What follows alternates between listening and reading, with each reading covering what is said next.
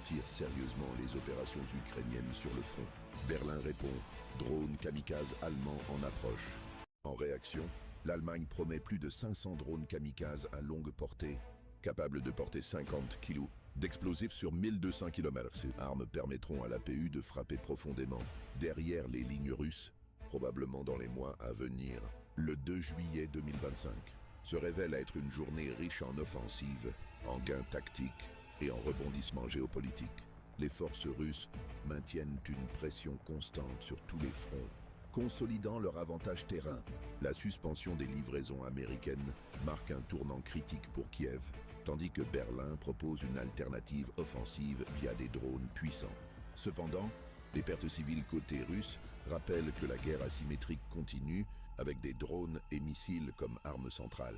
Juillet ne fait que commencer et déjà il s'annonce brûlant. Résumé en date du 3 juillet 2025, jour min 126, de l'opération militaire spéciale SVO, avancée stratégique et combat intense. Kherson. Les forces russes intensifient les frappes contre les pointes de tir et la logistique ennemie. L'APU riposte avec des tirs d'artillerie sur la rive gauche, blessant 7 civils. Zaporizhia. Front actif.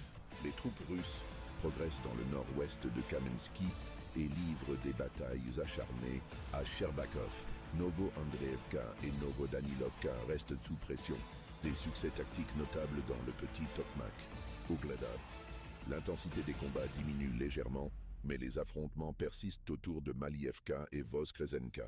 Les forces russes préparent méthodiquement l'assaut sur Podubnoï et la paix, en utilisant des drones pour détruire les fortifications ennemies.